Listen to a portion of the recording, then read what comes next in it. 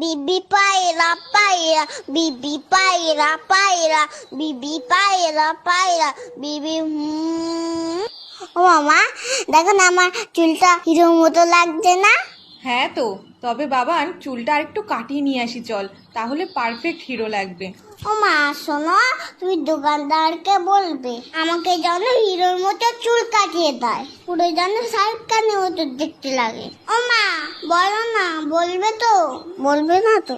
উফ, চুপ কেন করে রয়েছো, কথা কেন বলছো না? হ্যাঁ হ্যাঁ রে বাবা, দোকানদারকে বলবো তোকে শাহরুখ খানের মতনই চুল কাটিয়ে দেবে। ওকে। কি বৌদি, কেমন আছেন? খবর সব ভালো তো? হ্যাঁ দাদা ভালো। আরে বাবান, কেমন আছো?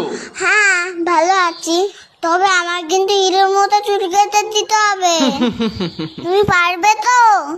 আগে বলো, নয়তো তোমার কাছে কাটবো না।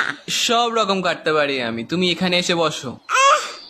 আমাকে একটু উঁচু করে দাও, আমি তো মুখটাই দেখতে পাচ্ছি না। হ্যাঁ তাই তো, তুমি নামো, আমি উঁচু করে দিচ্ছি। দেখো আমার জন্য সব চুল কেটে দিও না।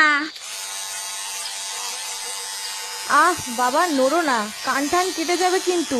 ও দাদা, একেবারে মুড়ো করে কেটে দেবেন। হ্যাঁ হ্যাঁ, বুঝেছি বুঝেছি।